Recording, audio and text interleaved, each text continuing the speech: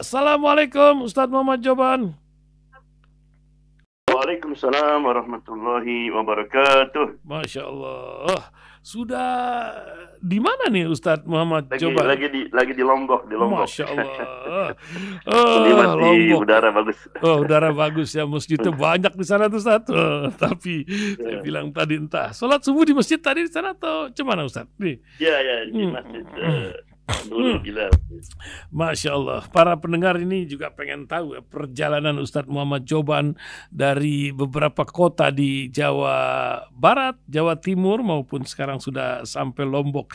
Nampaknya menikmati sekali Ustadz berdakwah ya, setelah dari Mesir berangkat menjadi penyiar radio, ke Amerika, putar-putar sana. Nah, apa yang menyebabkan semangat Ustadz Muhammad Joban ini terus berdakwah, dan apakah benar kata Zakir Naik ya, dia dokter ya, kerja dakwah ini adalah kerja paling mulia. Apa mungkin begitu? Dan cerita lain mungkin Ustadz ingin sampaikan, karena sebentar lagi bangsa Palestina ini akan melakukan gencatan senjata. Tah apa yang akan terjadi di balik ini, dan bagaimana kabar pula dari Amerika tentang perkembangan yang ada. Silakan Ustadz Muhammad Joban. Ya, pertama alhamdulillah, it's a life with opportunity. Al-hayatu fursah. Ya, hidup ini adalah kesempatan yang diberikan oleh Allah Subhanahu wa taala.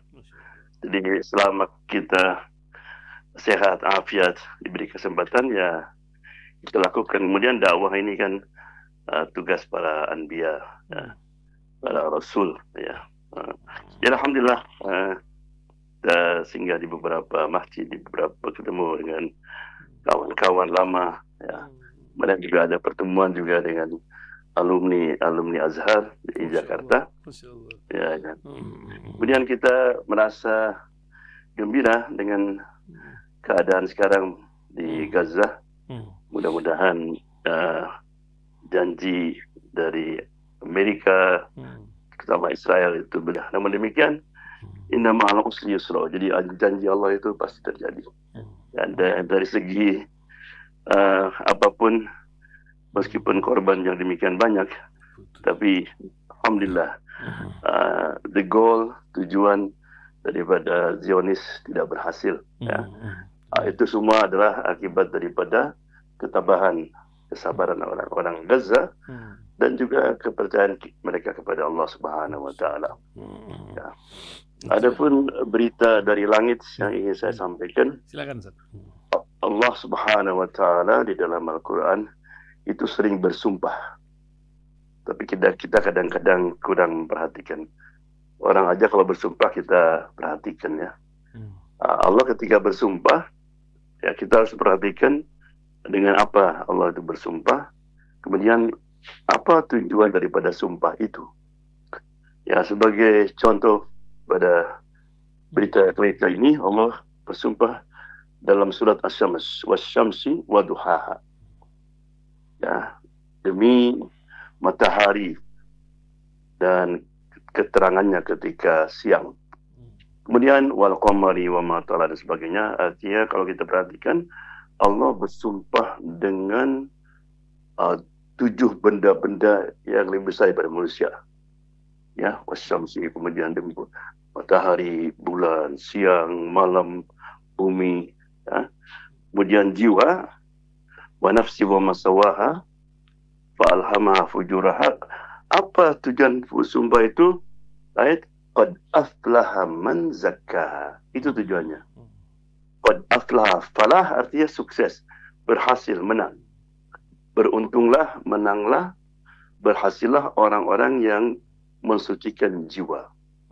Wa qad khaba man dasaha, dan rugilah orang-orang yang mengotori jiwa. Jadi kalau kita ingin sukses dunia akhirat, ya kuncinya itu. Kenapa Allah sampai bersumpah dulu dengan benda-benda yang alam ini? Bagus supaya kita mengambil perhatian. Aflaha, kata-kata falah dalam bahasa Arab juga tersebut tadi falah. Falah artinya petani. Petani ini kalau ingin mempunyai panen yang baik, itu harus berjuang, harus menanam, kemudian dikasih air dan sebagainya, kemudian dia akan mendapatkan panen yang baik. Nah demikian ketika kita mensucikan jiwa itu tidak mudah, perlu perjuangan. Tadi dikatakan fa'alhamaha fujuraha wa taqwaha. Allah mengilhamkan fujur. Fujur artinya yang mengotorkan jiwa. Taqwaha yang membersihkan jiwa. Jadi tiap hari ini kita dihadangkan kepada dua pilihan. Mana yang kita pilih? Pilih sabar atau marah. Ketika kita pulang, istri kita marah, dari situ Allah sudah milih. Milih yang mana? Kalau kita juga marah, berarti kita milih fujur, bukan takwa.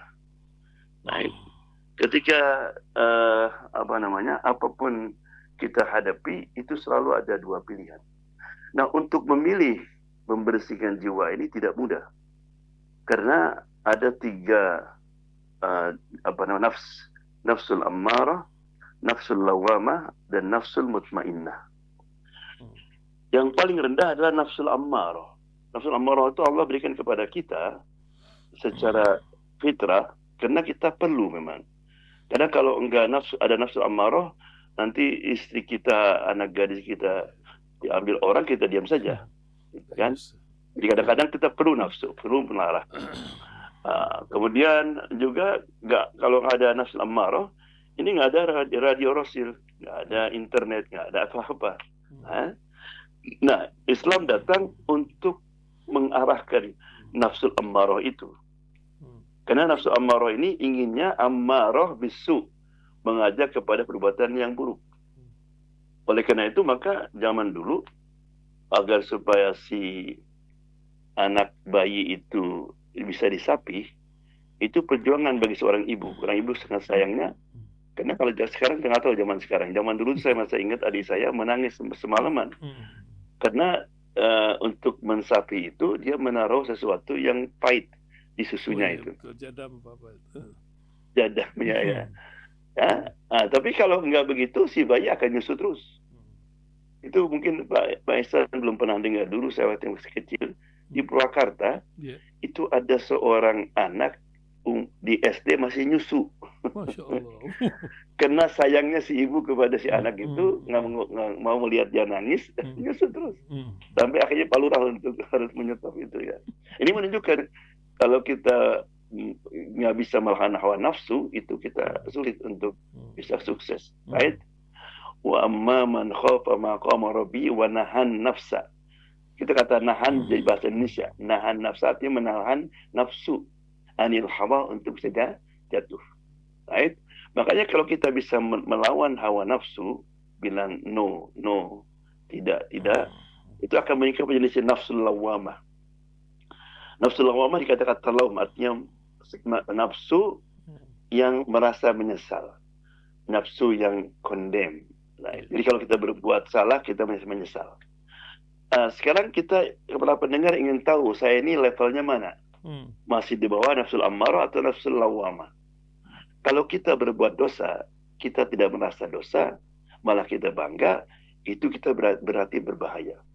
Misalnya gini, ada seorang dia kesiangan subuh tadi. Dia nangis lalu, aduh saya kesiangan ya. Itu nafsu lawamah. Kalau kita kesiangan, tadi saya kesiangan, tahu nggak? Tenang aja. Atau orang membohong kepada istrinya. Dia bilang, tahu kan, saya bohongi istri saya, dia percaya lagi. Itu bahaya itu berarti. Nafsul lawamah itu dia merasa menyesal.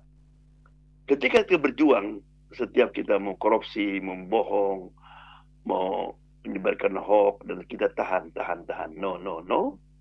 Itu kan misalnya menjadi nafsul lawamah. Nah, kalau kita terus berjuang melawan hawa nafsu, dan kita sudah tingkat lawamah, nanti lama-lama akan menjadi nafsul mutmainnah. Nah, nafsul mutmainnah ini, kalau orang sudah seperti itu, bersahabat dulu, was-sabiqun as-sabiqun, yang selalu ingin berlomba untuk kebaikan. Jadi kalau masalah kebaikan, jangan yang pertama. Want to be the first. Right? Jadi itulah mudah-mudahan kita perhatikan sumpah tadi Allah SWT, qad aflaha man zakkaha, itu kuncinya. Kalau kita ingin sukses dunia akhirat, maka kita usahakan untuk berusaha mensucikan jiwa kita. Sucikan jiwa kita, yaitu dengan mengatakan no. Tidak ketika kita akan berbuat dosa. Dan mudah-mudahan Kalau kita sudah sampai kepada nafsul mutmainnah, maka ketika meninggal akan disambut. Ya ayyatuhan nafsul mutmainnah, irji'i ila rabbiki radiyatan mardiyah, fadkhuli fi ibadi, wadkhuli jannati. Baik, hai jiwa yang tenang, kembalilah pada Tuhanmu. Tuhanmu yang ridho dengan kamu, dan masuklah ke surga. Jadi mudah-mudahan kita insyaAllah bisa berjuang sampai kepada tingkat tersebut. Amin, amin, amin, amin. InsyaAllah. Ya, terima kasih Ustadz Muhammad Joban dari ujung negeri Indonesia, terus memberikan pencerahan untuk kita. Oh, salam Ustadz dari Ustadz Hasan Makarim ya, yang dari Nusa Kambangan itu ingin ketemu. Oh iya, salam lagi itu. Iya, iya. Mudah-mudahan bisa ketemu insyaAllah. InsyaAllah, mudah-mudahan ya, Ustadz Hasan pendengar kita di Cilacap sana. Terima kasih Ustadz, sampai Jumat mendatang. Mudah-mudahan Allah memberikan kesehatan dan keberkahan. Assalamualaikum warahmatullahi wabarakatuh. Waalaikumsalam warahmatullahi wabarakatuh.